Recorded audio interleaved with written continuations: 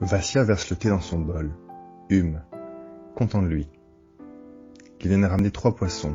Cela faisait 1 semaine que Daria le narguait, avec ses rêves prémonitoires et ses pêches fructueuses, alors que lui revenait bredouille chaque jour. Quand ça veut pas, lançait-il de retour de la rivière. Natacha prépare le poisson en beignet.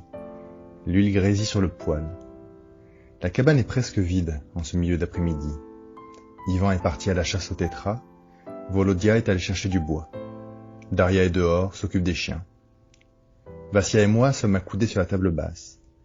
Je n'ai pas encore eu l'occasion de discuter avec lui depuis son arrivée. Je sais que cela fait 1 semaine qu'il attend ce moment. Je le vois dans ses yeux.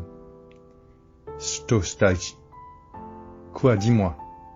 Je lui lance alors qu'il tourne autour du pot en me demandant si là, ça fait encore mal ou pas, en me montrant ses cicatrices à lui qui couvrent ses bras, vestige d'un temps où il travaillait dur pour le sauve-cause, vestige d'un temps où il y avait encore de dangereux tracteurs en activité ici.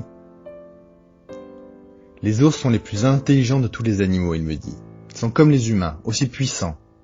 Tu savais ? Je savais. Est-ce que tu sais pourquoi il t'a mordu au visage, il demande. Non, je ne sais pas. Il pointe du doigt mes yeux. À cause d'eux, il me dit. Il rit. Vassia rit tout le temps, du haut de ses 70 ans, même quand il est très sérieux. Il reprend en fronçant les sourcils.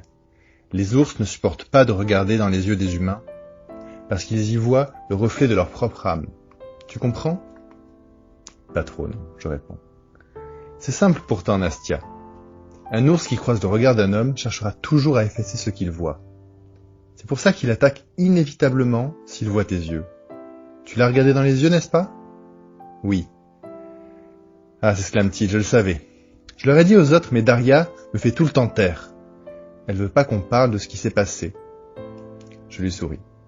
C'est parce que Daria est une maman. Et les mamans n'aiment pas voir souffrir ceux qu'elles aiment.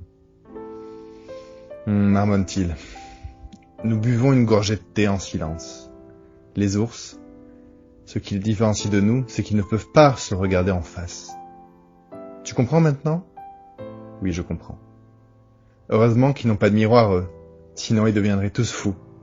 Vassia éclate d'un rire cristallin, et moi avec lui.